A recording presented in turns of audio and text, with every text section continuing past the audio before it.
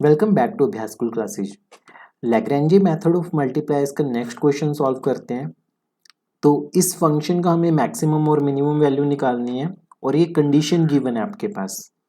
तो हम फिर से खुद से लिख लेते हैं कि F of X Y Z किसके बराबर आ गया आपके पास, एक्स वाई जेड के बराबर है।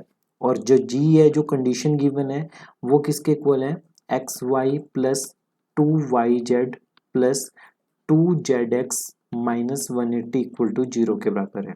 ठीक है, तो f किसके इक्वल होगा, f will be equal to f plus lambda g, where lambda is Lagrange multiplier. Lagrange multiplier, lambda क्या चीज है, लैग्रेंजेस मल्टीप्लायर है। तो अगर हम f को लिखें तो f क्या बनेगा, x Y Z plus lambda into X Y plus 2 YZ plus 2ZX minus 180। ठीक है, अब इसका पार्शियल डेरिवेटिव करते हैं विद रिस्पेक्ट टू x। तो इसका पार्शियल डेरिवेटिव जब करेंगे तो क्या बनेगा, YZ प्लस लैम्डा टाइम्स, ये बनेगा आपके पास एक्स वाई का जब पार्शियल डेरिवेटिव करोगे x के साथ तो आपके पास आएगा सिर्फ y प्लस 2x।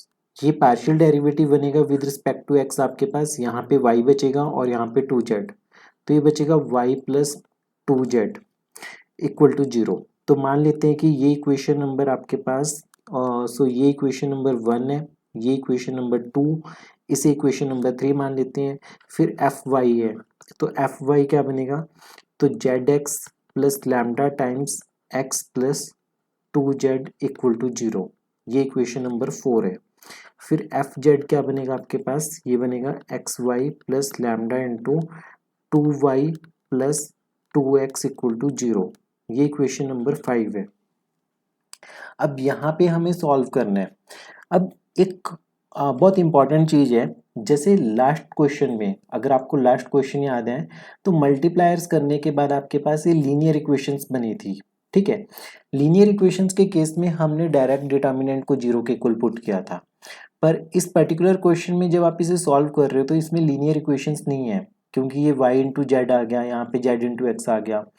तो यहाँ पे हमें खुद से सोचना पड़ेगा कुछ मल्टीप्लिकेशन या डिवीजन कैसे रीअरेंज करें ताकि हमें लैम्डा की वैल्यू निकल जाए या फिर कोई रिलेशंस निकल जाए एक्स वाई जेड के बीच में।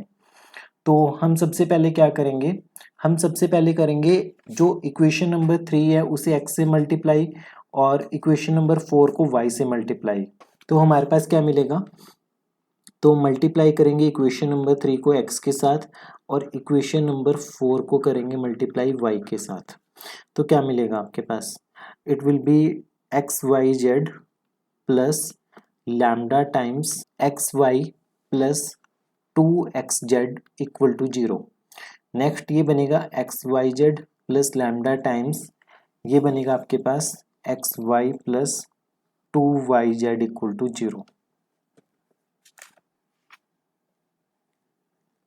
अगर हम इन दोनों को सब्ट्रैक्ट करें, सब्ट्रैक्ट करने के बाद आपके पास क्या बचेगा फाइनली, तो काफ़ी चीज़ें कैंसिल आउट हो जाएंगी, ये भी कैंसिल आउट हो जाएगा, ये भी कैंसिल आउट हो जाएगा। तो बचेगा क्या सब्ट्रैक्ट करने के बाद, 2ZX minus 2YZ equal to 0। ठीक है, तो यहाँ से लैम्डा 2 भी कॉमन निकल गया, जेड भी कॉमन निकल गया, तो अंदर क्या बचेगा, x minus Y equal to 0। तो जेड 0 हो सकते हैं या फिर x माइनस वाई 0 हो सकते हैं, तो x इक्वल टू वाई आ जाएगा आपके पास यहाँ से, किसके इक्वल आ जाएगा, x इक्वल टू वाई, क्योंकि जो z नॉन जीरो है, x भी नॉन जीरो है, y भी नॉन जीरो है, z भी नॉन जीरो है। फिर से हमने क्या किया, जो इक्वेशन नंबर 4 है उसे मल्टीप्लाई किया y से और जो इक्वेशन नंबर 5 है उसे मल्टीप्लाई किया z से।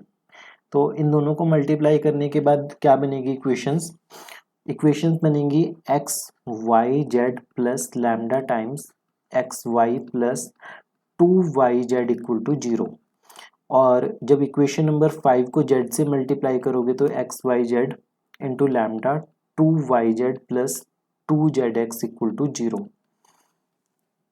अब इसमें जब सब्ट्रैक्ट करेंगे तो आपके पास काफ़ी टर्म्स कैंसिल आउट हो जाएंगी, ये कैंसिल आउट हो जाएगा, X Y Z cancel out हो जाएगा, तो बचेगा क्या, lambda into X into Y minus 2Z equal to 0 के बराबर।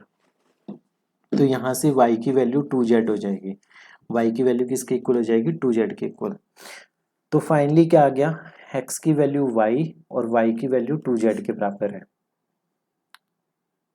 तो अगर ये पुट करें, अगर ये रिलेशन पुट करें हम, पुट इन गिवन कंडीशन, जो गिवन कंडीशन है आपके पास उसमें पुट करते हैं। गिवन कंडीशन ये वाली X Y plus 2yz plus 2zx minus 180 equal to 0।